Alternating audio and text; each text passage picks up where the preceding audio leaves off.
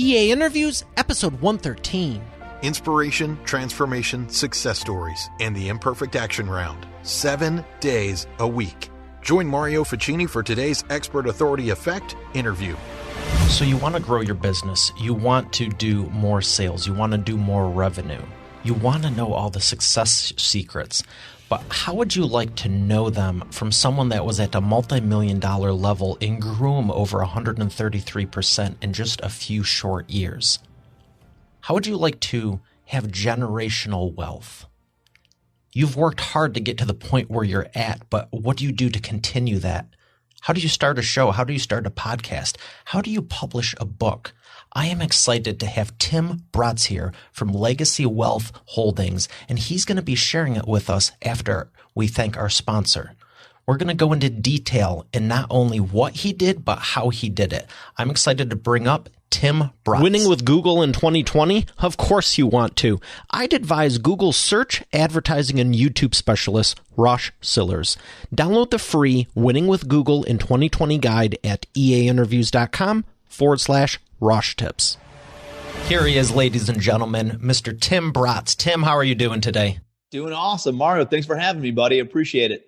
I am so excited to learn what you know, because it's not only impressive, but it's so needed. There's a lot of successful people out there, such as yourself, but not many of them have your background where they can be teaching how to be doing this for down the road in generations. I mean, it's great to build a successful company, but what do you do for your children's children and your family? And, I'm excited to dive in what true wealth really is and how to keep it for generations. So what inspired you to start all this? I was going through school and I think sometimes your motivations change over time, right? And I think when I was going through college, which was early 2000s, 03 to 07, I was just a money motivated guy, right? I wanted to make a bunch of money and have an awesome lifestyle. And I got involved in real estate. Everybody was making money in real estate at that time. And so I decided, hey, I'll get involved in real estate. I'm from Cleveland, Ohio. I ended up moving out to New York City, which is where my brother was living at the time, and got a real estate license and started brokering real estate for commercial landlords. And so if they had let's say, ground floor retail space in Manhattan, for rent, I would help market that space, or I would represent some sort of business owner that was looking to open up a location or a second location or a 10th location.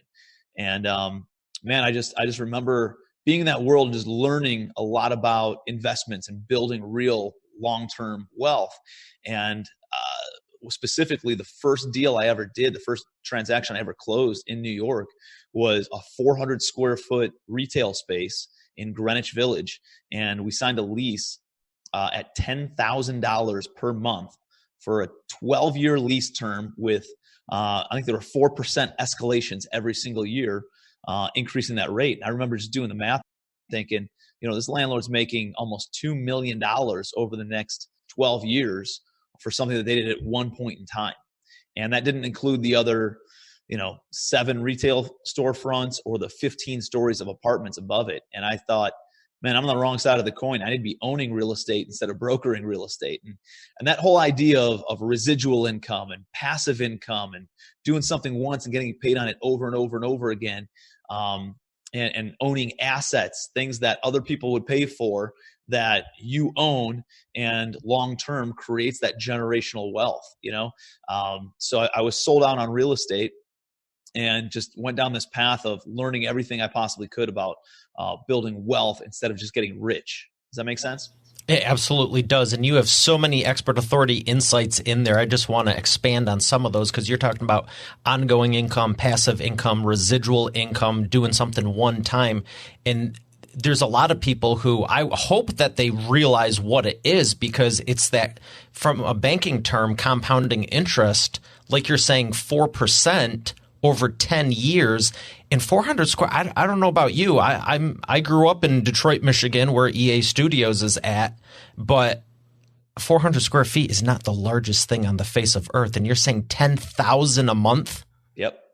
It's about the size of, a normal bedroom from like growing up. It's probably about 120, 150 square feet. So you're probably talking about 3 bedrooms is the size of what this retail space was. And it was, leased for, $10,000 a month. And so, for anybody who's listening, many of us, a lot of times people get paid when you go to school and you're told to get good grades and get a good job.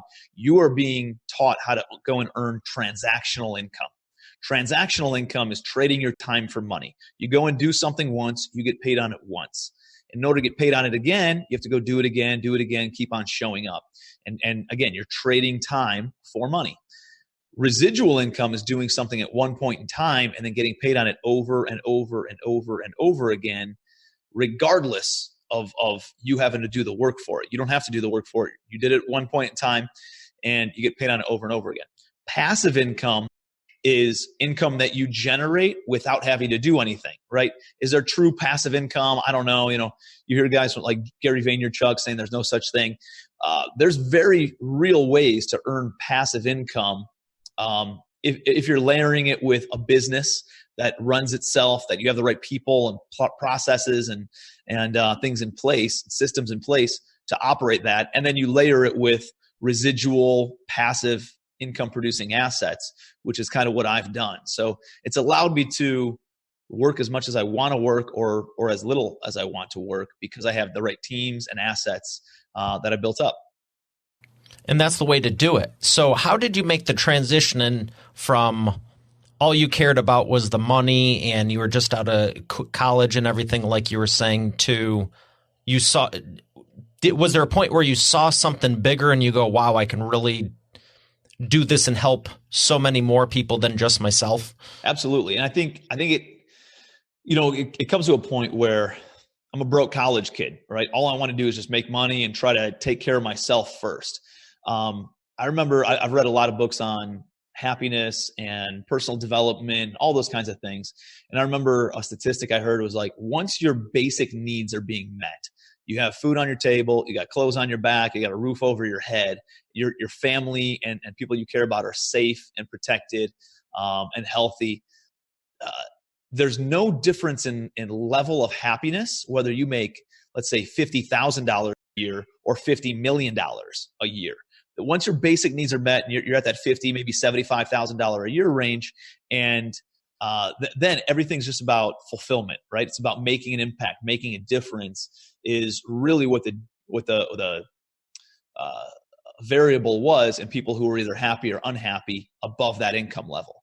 So once you know that you got food on the table and a roof over your head, then it's all about making an impact. And that's kind of, I didn't realize that. I think your goals change as your achievements change and as life changes, and you have, I didn't have kids. I didn't have a wife back then, right? Now I do. And so my reasons for doing what I do are a little bit different because I'm taken care of financially now. But now, I truly believe that wealth is it's like sunshine, right? There's plenty of sunshine out there. You, Mario, getting sunshine doesn't take any sunshine away from me.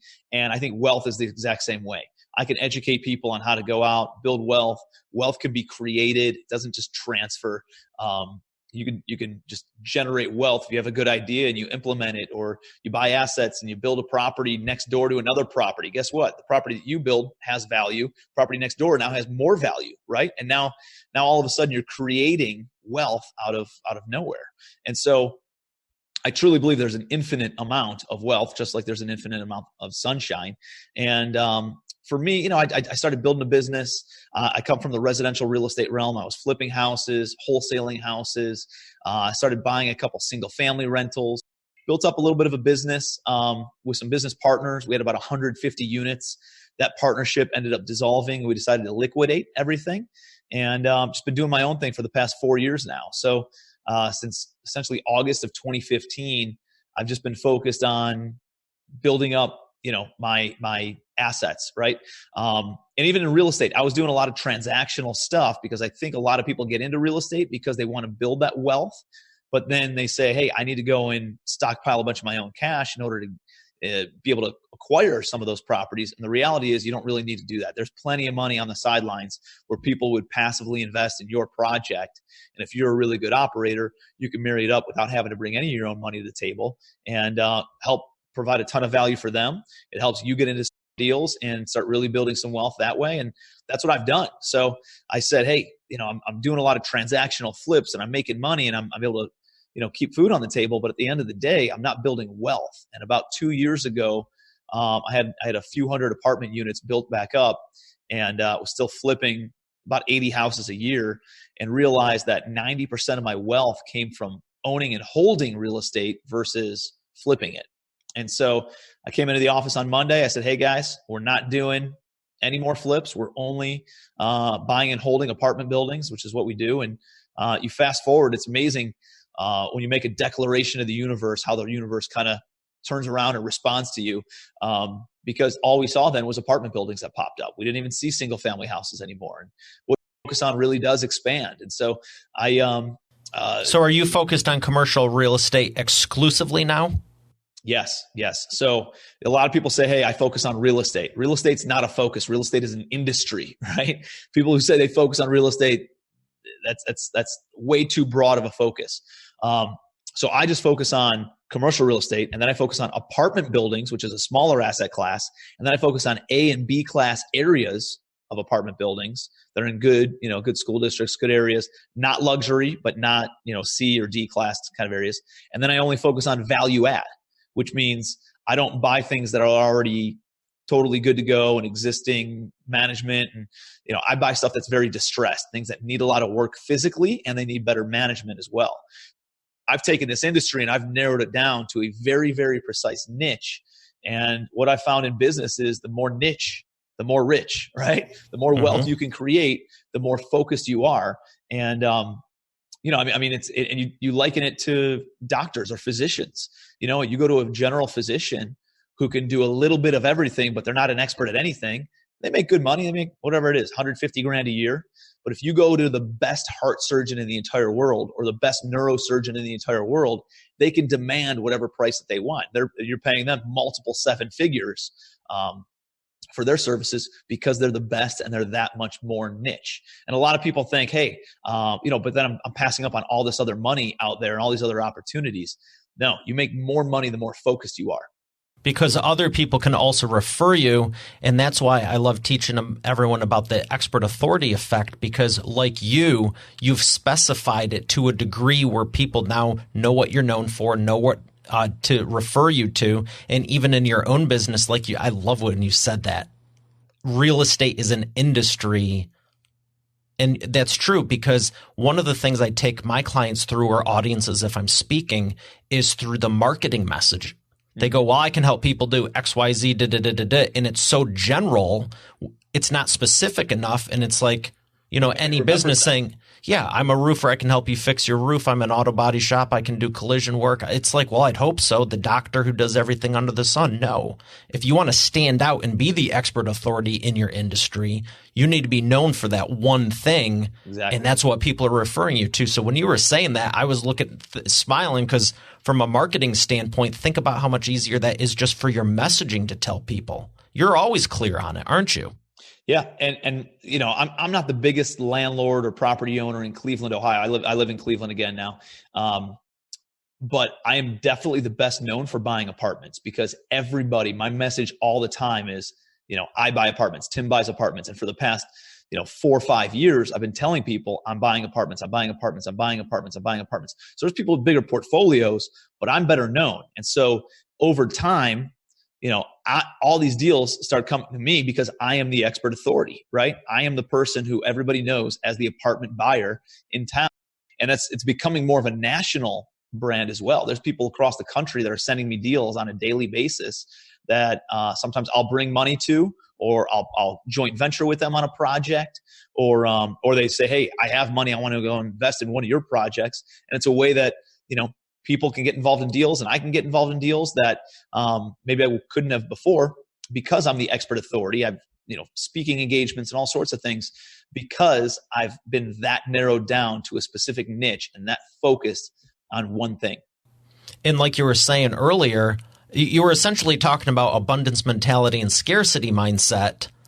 And the sunshine example, I've never heard anyone say that, but that's awesome. I might borrow it. But you're absolutely right. There's so much for everyone to go around. You specifying and owning this industry doesn't take away from anyone else even playing in the industry. Because like you said, they might have a bigger port, but you're more well-known. Or maybe someone wants to specialize in residential real estate or commercial or whatever. But maybe the commercial is restaurants, not apartment buildings. Exactly. And that's what I was, we're talking about apartment buildings here, right? Or that's what I do. So I have 3,200 apartments. Okay. If I stopped buying today, I would have and I just waited for the next 30 years to pay off all my property. My percentage of equity in those properties would put my net worth into multiple hundreds of millions of dollars, right? I have a 9-figure net worth. If I stop buying today, let my properties pay for themselves. That's cool. I only have 40 apartment buildings. There's over 690,000 apartment buildings in the country. Right? So I have 40 and I have a lifestyle, and many other my joint venture partners never have to work again if we don't ever want to. We do because we enjoy it. And I do because I can help other people get involved in properties and projects that they couldn't have gotten into before.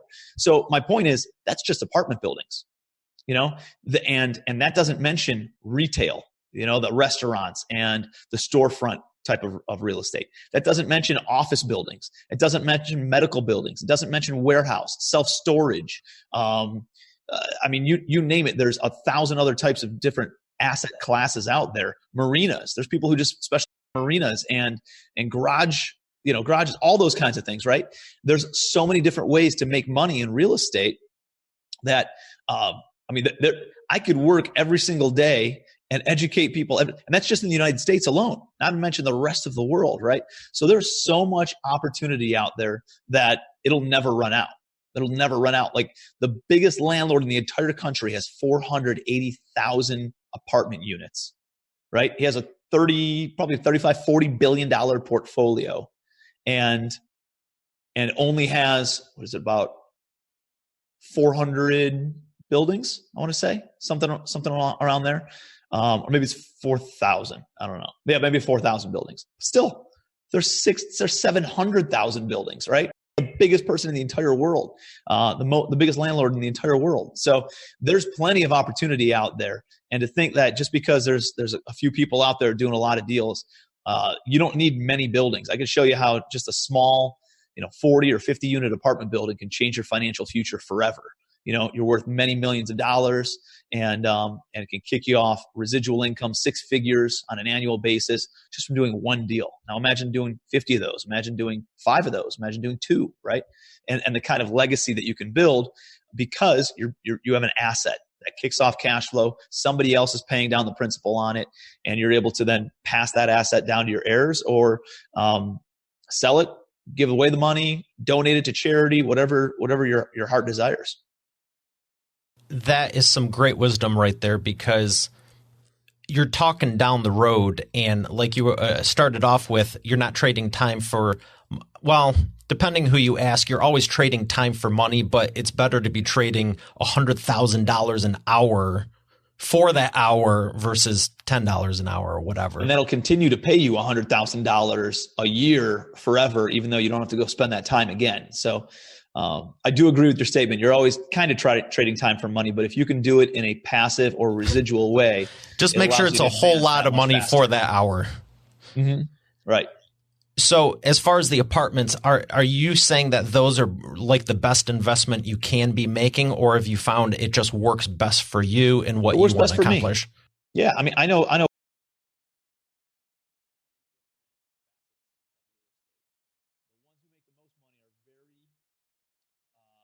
Focused on whatever that asset class is. When I say asset class, I know people who just do Airbnb rentals, and that's all that they do. I know people who just do resorts and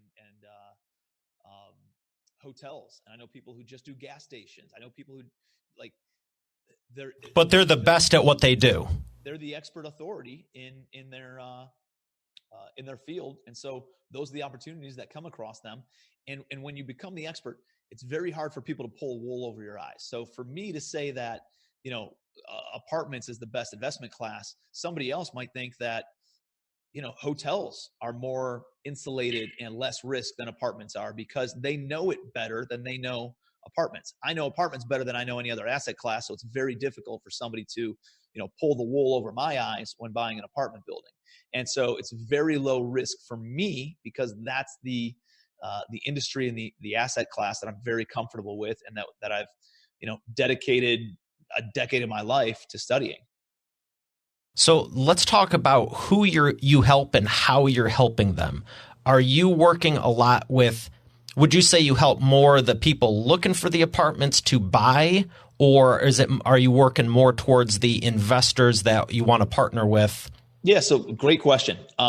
So I'm kind of like bigger than a lot of the small investors, but I'm not some institutional hedge fund or real estate trust. So about 18 months ago, I was approached by an education company. I've been approached by a lot of different education companies to go do some stuff, but I didn't like the sleazy run to the back of the room with your sales, with your credit card sales techniques. So one company came very highly recommended from some mentors of mine in business, and our values were aligned in making an impact and making a difference and helping people out. And, compared to what I make in real estate, what I make in the education side is infinitesimal, right? It's less than 10% of what I make in real estate. But what I've been able to do is I was building a big business, and I became an adult babysitter eventually, right? Like as you build a business and you have all these employees, all of a sudden you're dealing with like I don't know, some sort of drama in between. Well, this person said that and that person did this and they didn't do that. And I was like, how do I continue to build a business without taking on this overhead and taking on this headache? Because I like doing deals. I like sharing opportunities. I like sharing mindset. I like doing stuff like this that we're talking about right now. What I don't like doing is being a grown-up babysitter, right? And so I decided that the education realm could parlay into me partnering up with joint venture partners who are great operators and only compensated based on the performance of how the property does. And so they're incentivized to make sure that the property performs. I can come in and help mentor and coach and get them involved in other deals. And so what's happened is there's types of people for the most part that come out to my events now. And one is the active operator. This is the person who's flipping 10 single family houses, 100 single family houses, 200 single family houses a year. And they're tired of the transactional rat race, and they want to get into owning long-term assets and building real wealth. And so they understand how to find deals. They understand how to oversee the project management, but they don't know how to get the money or how to structure the deal or how to get the financing on that.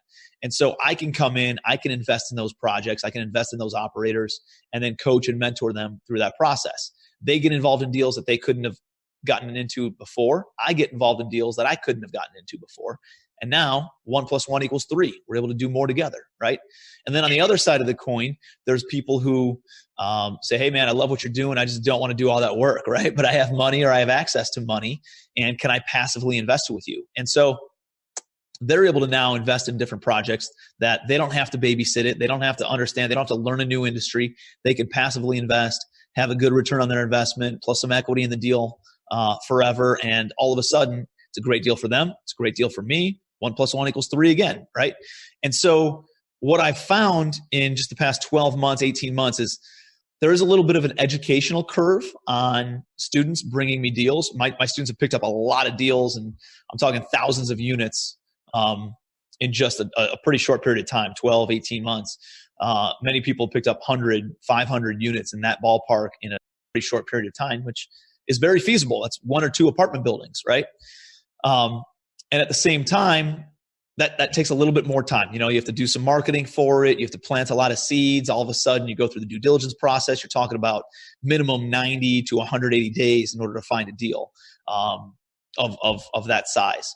Whereas, the passive investors, they can go home and they can stroke a check on the next, the following week for a deal if they wanted to. So I've had a lot of people get involved from a private money standpoint, and we're planting a lot of seeds and having a lot of success on the active operator standpoint too. And it sounds like you're building what's essentially a nationwide or even global sales force, because the more people you help, it's one of the reasons I love speaking, training, and doing what I do also, because I mean, shoot, you said it, a decade of experience, 15, 20 years.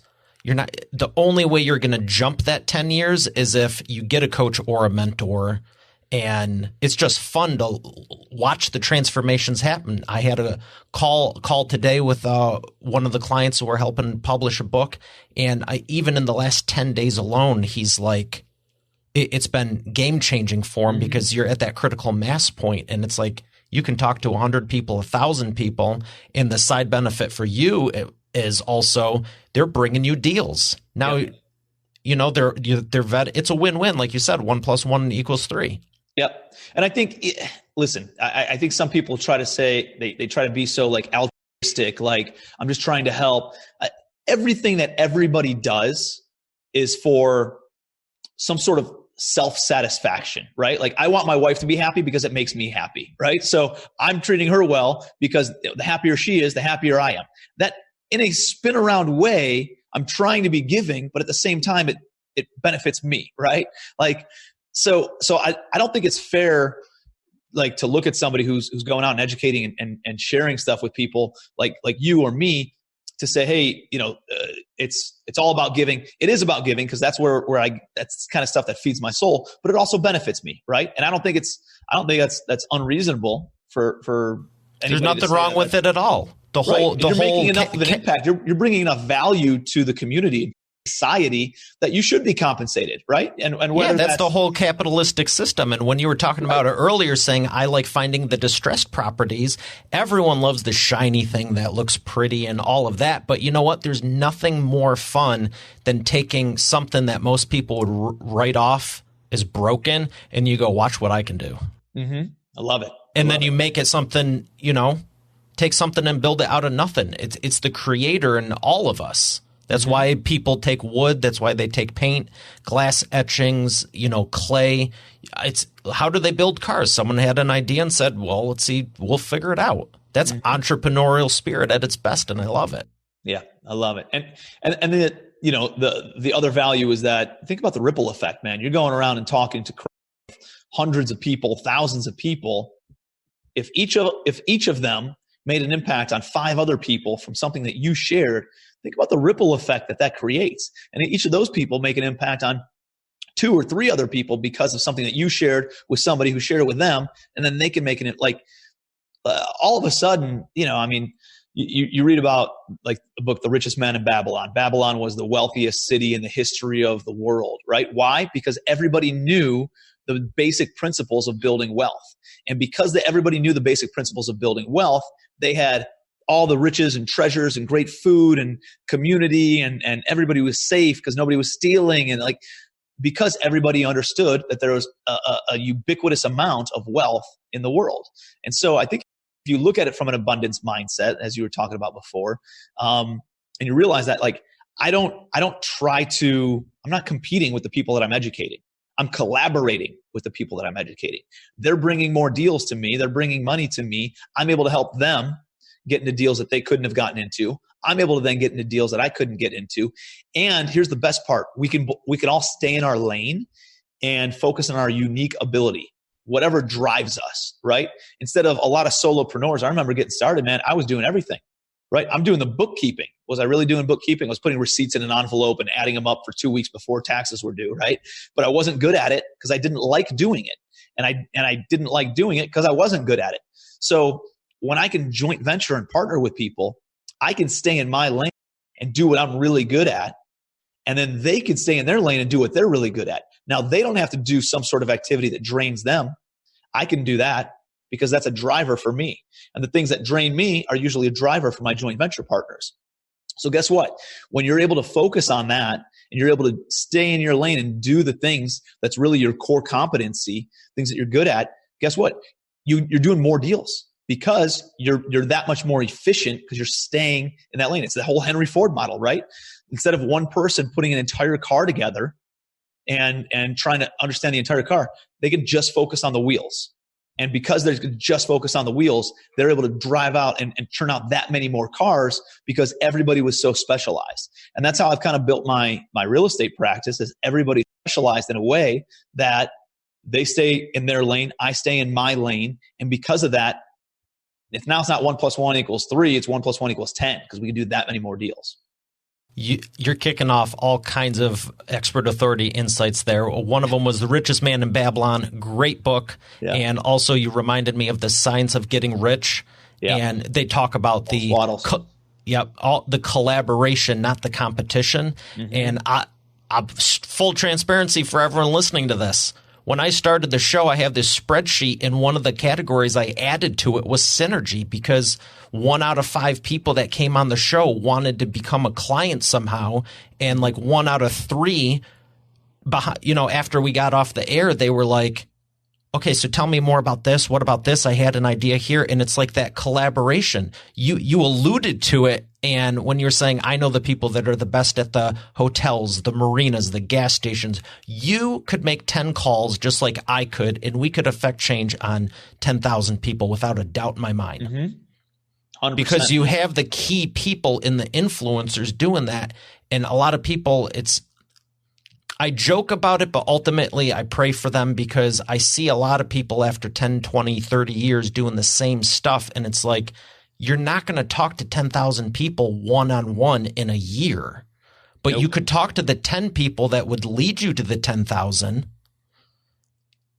And I love it, because you're sharing this and you understand it and you're doing it. And it's no chance you grew over that 133%. You said got started in 2015 with my current portfolio. Yep. Let me ask you this. I always ask, what's the biggest transformation you've seen with you or your clients? And I have a feeling this might be with you, because I know, you're welcome to share your stats with where they're at now, but I know you grew super quick in 24 to 48 months, like to the tune of multiple millions. Yeah. Now here's the thing. I planted a lot of seeds. I've been in real estate since 2005, had a construction company, and then got into working for a big home builder. And so I didn't start buying until 2009 when the market shifted, because I knew something was crazy going on. And then when I saw it tank, I was like, I need to go buy some stuff. Which is a tip inside of itself, because most people go, I got to hold on. And again, that victim mentality, let's cut back advertising. Let's cut back and hold on. Yeah, you don't do that. Advertising, marketing is always an investment, right? There's always a return on that.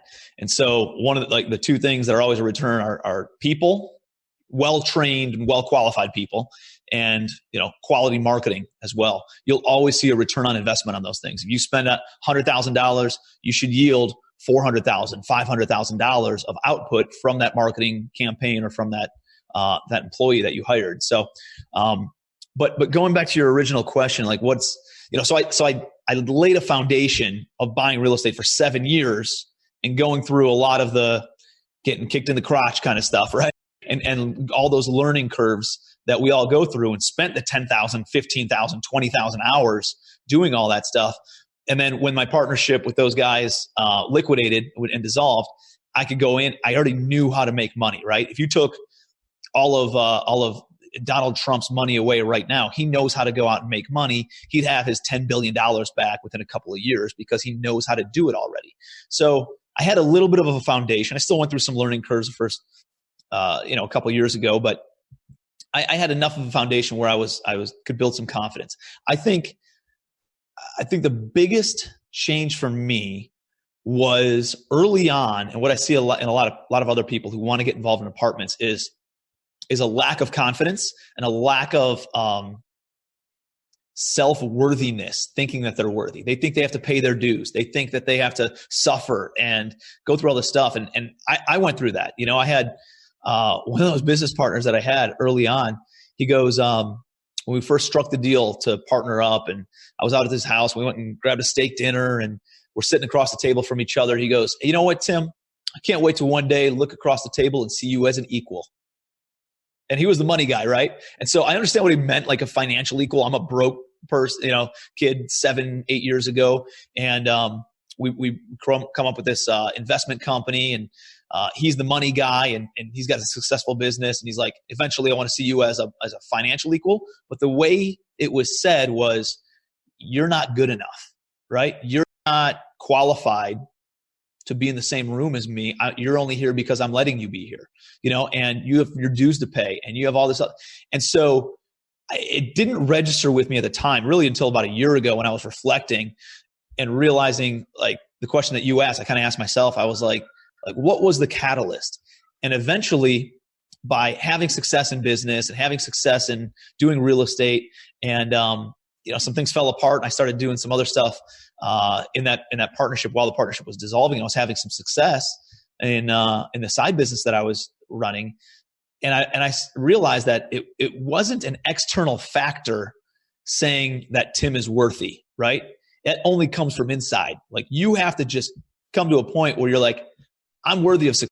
I know my time is worth this much. I know the value that I provide to the marketplace, and I'm gonna actually charge for that, right? And when you have that sort of confidence, you understand your worth and your value, all of a sudden, like, that's very attractive to people. They want to do business with you because you're more confident, because you can convey that you can get things done.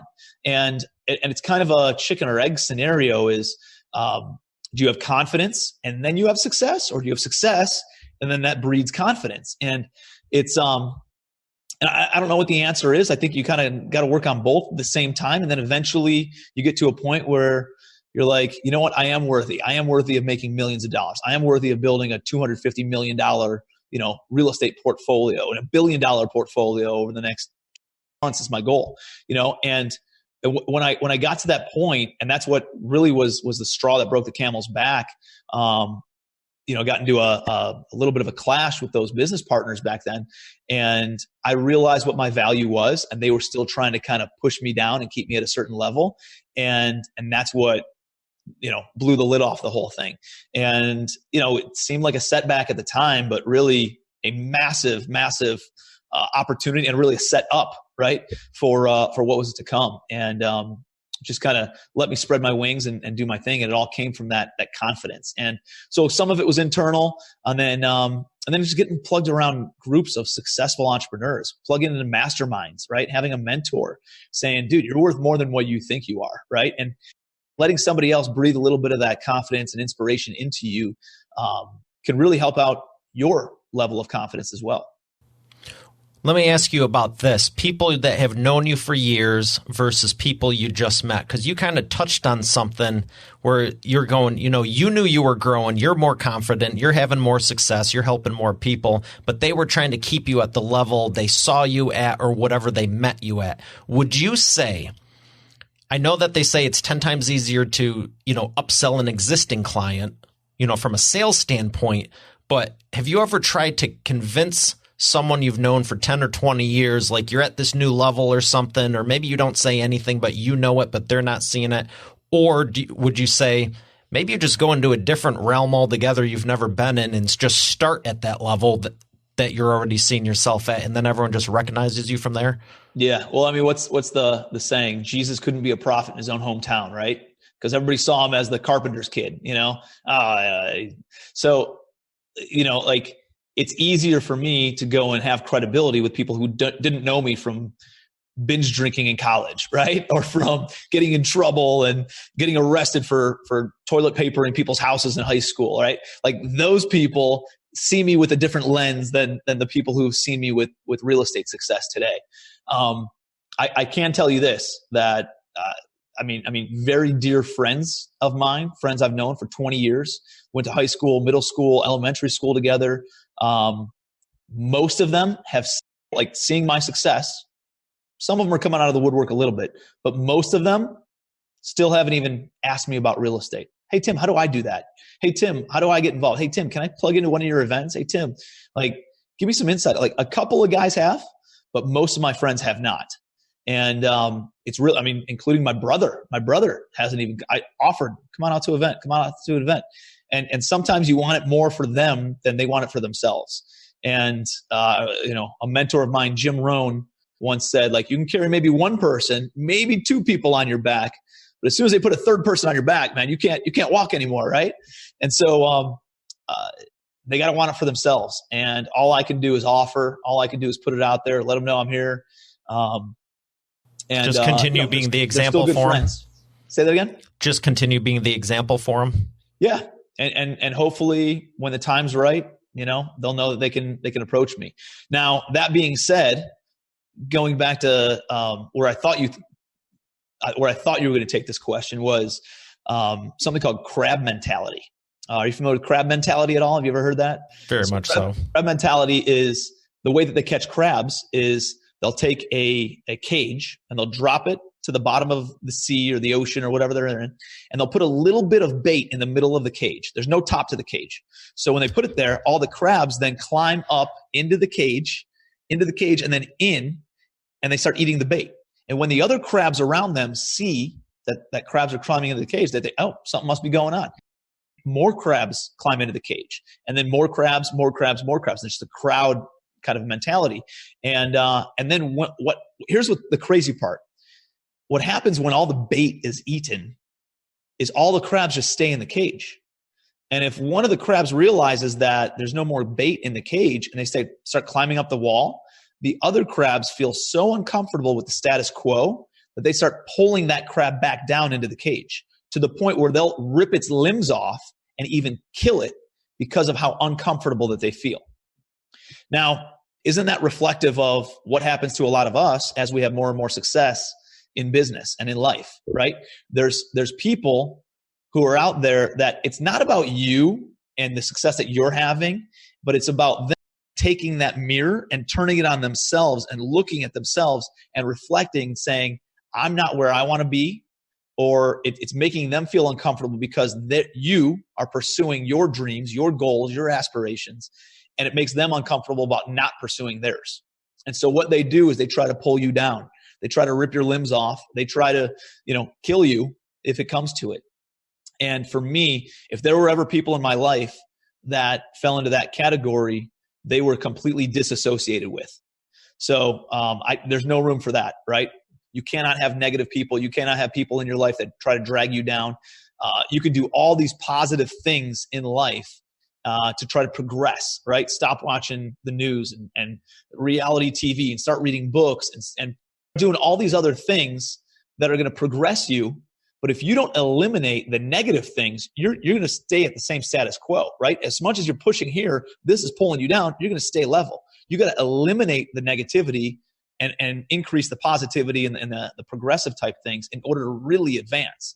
And I see a lot of people who want to advance, but they can't because they got to keep these negative people in their life and they're not willing to just cut ties. And for me, man, I mean, it's, if you're not with me, you're against me kind of a thing, right? And I promise you that you will be taken care of if you support my dreams and you support my goals. But if you're not, and you're negative and you're draining and you try to tear me down and rip me apart and insult me for no reason, just because you're uncomfortable and what you're not accomplishing, like that, there's no room for that in my life. And so everybody falls into one of three categories: increased association, decreased association, and disassociation. So increased association, guys like you, Mario, people who are on the same path, have a common future, right? Not just a common past. Decreased association, those are typically people who they're not, they're around, they're not fully supportive, but they're not pulling you down either. They usually have the same last name as you, right? You can't totally cut ties. That's decreased association. And then disassociation is all those negative people, all the crab mentality that's out there. There's no room for it, man. In social media, if people are negative, dude, I block them immediately. Now, that's not to say that if it's a constructive criticism or if it's a supportive, thought-provoking question or something that could be a valuable debate, I love that. I love people who are actually thinking and conscious about those kinds of things. But if it's just negative and you're just trying to tear somebody down, dude, defriended, blocked immediately. So 2 things about that. I agree 100%. As far as Facebook, I actually have something that's called the Newsfeed Eradicator, and I loaded it with inspirational quotes instead of just random stuff, and absolutely unfollow the people so it's not popping up in yours constantly. The other thing, I think what you're saying is, because I'm getting a sense for you, and if it's like me, you don't want the negative around, but you're correct me if I'm wrong, but you're also not saying just get rid of people that are negative 1 or 2 times. You're talking about the people who are consistently doing it, not someone has a bad week or they're looking for help or, you're talking just the vampire toxic people who that's like their MO. 100%. Yep. I mean, there's some people who have a bad day, who have a bad week, who have a bad year, right? And that's not to say that they're bad people. Like I was very broke 7 years ago, right? But I tried to stay positive. I would never rip other people down because of the shortcomings that I was having personally. And, I don't think, where you are right now defines you as who you are as a person, right? It's just where your temporary state is for the time being. Yeah, so, I heard a long time ago, where you are today is who you were, not who you are. Interesting. I like that. Yeah. Who you are today is who you were, not who you are. And I'm going, ooh, who do I want to be 3 months from now? Great. Who do I have to be, not just what do I have to do? I love that. That's really And powerful. Someone smarter than me said that. I'm not sure who. Maybe we can look it up. I'll get in the show notes on the website. But one last question before we go. Yeah, quoted by Mario Ficini. Hey, I think it's yours now, man. I'm not going to do that. There's, I've read hundreds of books and all kinds of stuff. I have a couple. One I did come up with it must be official. It's in my first book. It's instead of trying to get everyone's attention, why not be so captivating they can't look away? Mm. And that was for video marketing for business owners. And that one I did come up with. I was eating ice cream on the couch when I wrote it. So one more question before we go to the sponsor. Who would you love to have lunch or dinner with that you haven't met yet? They still have to be alive. I'll add that caveat on this one. But who is someone you just love to learn from that you haven't had access yet? Probably. Do they have to speak English or no? Don't care. I have no discrimination against someone. If you like them, you like them. I would say somebody who's I'm trying to think of like a massive influencer. Somebody at the top of their game, doesn't have to be in business, could be in politics, could be.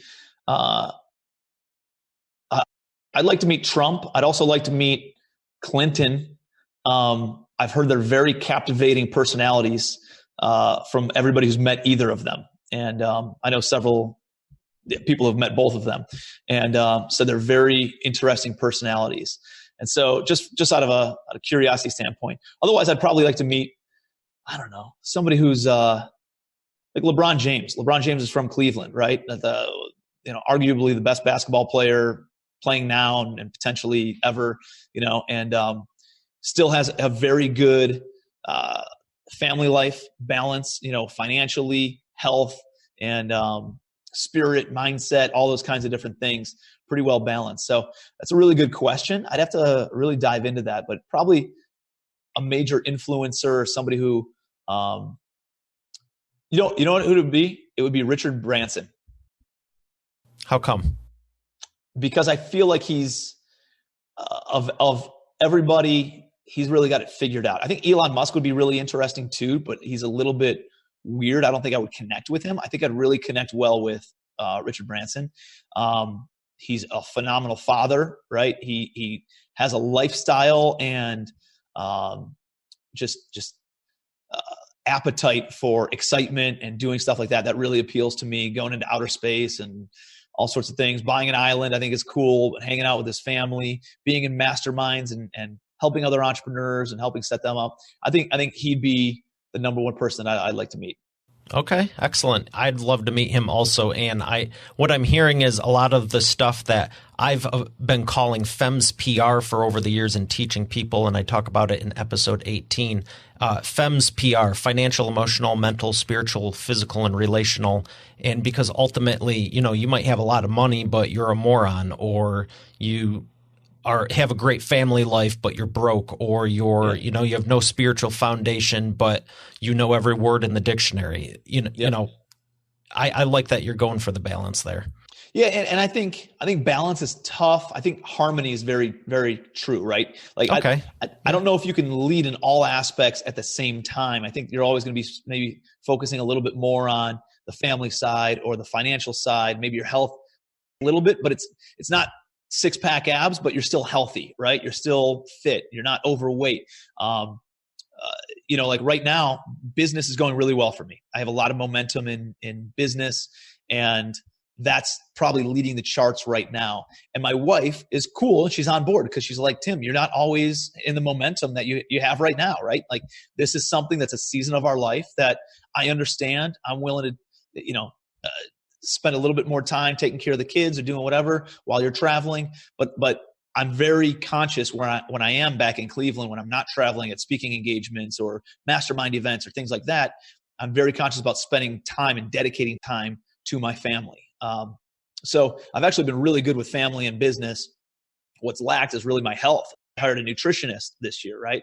And I'm doing some intermittent fasting, and I'm, eating healthy and going keto and working out, 4 times a week because I can't get it to 6 times a week, and it's just hard to do. So I'm paying more attention to the food side of things than, and I think there's little things that you can do where it's not where I want it to be, but I'm not totally neglecting it at the same time.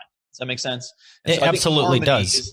Is, different levels that all are working together to help you, advance and grow as a person. I think that's more probably in my mindset anyways. And what's inspiring about what you said is you're not trying to get it perfect, but you're always striving for that better. Right. Maybe next year you can do 5 days a week instead of 4. But at the same point, I love the fact that it's 80% food. But at the same point, it's like maybe I do want to work out. Maybe I don't want to eat all this stuff. But, you're just looking for that little extra leverage that's going to get you there. Yeah. And as far as the balance and the harmony, that's a great point also, because I actually asked Kevin O'Leary from Shark Tank when I was talking to him in person, and I asked him that question, and 2 things stood out. One, he goes, that's a great question. I was like, awesome. Because if you have the opportunity, you don't want to waste it. Mm-hmm. And he had to think about it too. And he told me, he goes, it's like a pendulum. Nothing is ever perfectly balanced. It's always swinging left and right. The trick is you don't want it swinging so much it's all over the place all the time. You want to keep it as close to the center as you can, but you're always going to be one way or the other. Interesting. Well, we're going to go to the sponsor and come back for the imperfect action round. Winning with Google in 2020? I have no doubt you want to for your business, but who do you trust and where do you start? I'd advise Rosh Sillers. Not only was he episode 22's featured VIP guest, but he's also a Google specialist with search, advertising, and YouTube. And I had him put together this free Winning with Google in 2020 guide for you to get started with right now. Go to eainterviews.com/Rosh Tips to get your free download now. Once again, that's eainterviews.com/Rosh Tips. All right, we are back with the imperfect action round. Tim, are you ready to take imperfect action? Let's rock and roll. First question, what's the fastest path to the cash? Fastest path to the cash? In real estate, it's probably wholesaling. So that's contracting a good deal and then selling the contract to somebody else who's actually going to buy it. It's no risk, none of your own money, none of your own credit, and you can actually assign the contract and sell the contract to buy the property at a certain price point and make a really good chunk of change inside 30 days. So if I was broke right now and I had to make money in 30 days, 5 figures or more, I'd be wholesaling. Is it possible to do 6? Yeah, very possible. Just depends on the deal. I have a deal right now that I'm working on. That's a 7-figure, multiple 7-figure wholesale fee. And it's not you buying the building or anything. It's just you're negotiating a wholesale deal and you're selling it. I contracted some land and got the zoning changed and approvals in place and all this stuff. And we were going to go and build 300 apartments. And somebody came to us and offered us $4 million more than what we're into the property for, than what we're into the land for. And so when that comes, $4 million is a lot of money, especially at the peak of a market. And sometimes you just take the money instead of waiting 2 years to build the asset, right? And so we're taking the money, and it's going to give me additional liquidity. And I have enough deal flow where I can go and find other deals. Yeah, you can always get another apartment building or do it down the road. Yeah, very easy to wholesale apartment buildings for 6 figures. If you're talking single family, you're talking 10, 15, 20 grand. And I know some people who are making way more than that, So, and I'm talking just from like a single deal, right? So if you can get 10 of them going a month, I got a buddy who does 40 a month and averages about $12,000 per deal.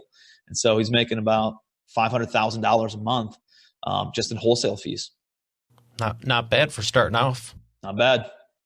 All right, number 2. What is the biggest problem you see your prospects making and the fastest way they can fix it? I would say trying to do 100% of the work themselves, trying to keep 100% of the equity in a deal and thinking from a scarcity mindset. I'm telling you, you can do way more deals. You can get involved in way more projects, have much better quality of life, and be much happier if you take a quarter of a watermelon versus 100% of a grape.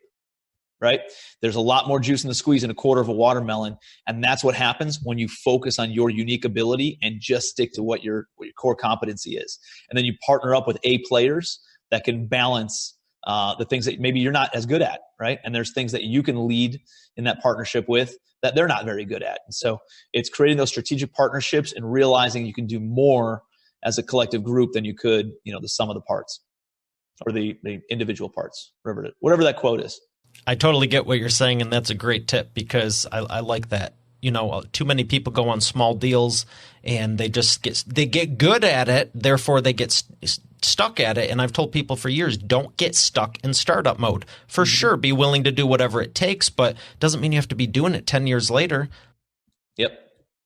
Number 3, what is the best way to maximize customer lifetime value? Customer lifetime value. I think having long-term mentality. I think a lot of people are just short-sighted and they're worried about, what is my income, right? What am I going to make this month? And the difference that I've learned in, being poor and being wealthy and studying poor people and studying wealthy people is that poor people focus on what is my income? How much money am I making actually this year or in this finite amount of time? Whereas wealthy people focus on net worth. And I think it's essentially boiled down to that short-term versus long-term mentality. And if you focus on long-term, like every decision that I make essentially sets me up for a long-term success. So I will not make a decision based on short-term shortfalls where I am today if it's not the best decision I can make from a long-term perspective. So I'm always trying to make decisions in everything, team, buildings that we're buying, deals that I'm doing, spending time with my family, spending time on my health, but like doing all those kinds of things based on long-term vision, just instead of short-term. Love that. What is a book you'd recommend that has really helped you? Yeah, I would say, there's all the classic personal development books like Think and Grow Rich, How to Win Friends and Influence People, Magic of Thinking Big, Richest Man in Babylon. I think one that not a lot of people have read that has played a massive part in my life, been super impactful, is a book called 12 Pillars by Jim Rohn. It's a very short book. It's about 100 pages. You can knock it out in a day or two. And it's packed with profound principles on how to just build and develop a better life. It's amazing. Excellent. I'll make sure that's on the show notes on eainterviews.com for your specific page. And where would you like people to learn more about you at? I'm pretty active on social media. Come and connect with me on Facebook. And I'm pretty active on Instagram now and just got that account rolling, and pretty active on LinkedIn as well. So I put out a lot of free content on social media. I have a podcast, LegacyWealthShow.com. It's all about making money, keeping money, and then getting your money to make more money for you. So that's cool. And then, I do some coaching. If anybody wants to learn a little bit more about that, they can go to commercialempire.com as well. But social media is usually the best place to connect with me. Excellent. Well, Tim, it's been an absolute pleasure, and I appreciate you for sharing. You've definitely given a lot of expert authority insights. I appreciate it, Mario. Thank you for all the value you provide, man, over and over again. So really value you, and you're causing that ripple effect, buddy, like we talked about earlier. So keep doing what you're doing. You're making a big impact on the world. So thank you. Well, I do appreciate that. Thank you so much. All right, Expert Authority World, we got another great episode here today. I will see you on tomorrow's. Have a great day, and God bless. Why every business needs a book, including yours. Would you like to save 5+ hours with every prospect, generate more leads, and profit in your business now? Visit businessbookchecklist.com and learn how you can implement this in your business today. Hey, thanks for listening to today's episode. I hope you got a lot out of it. I know I sure did. If you haven't done so already, I invite you to subscribe to the show, and also be sure to check out eainterviews.com for complete show notes, the full interview video experience, links to the resources we mentioned, and more. Have a blessed day, and I'll see you tomorrow.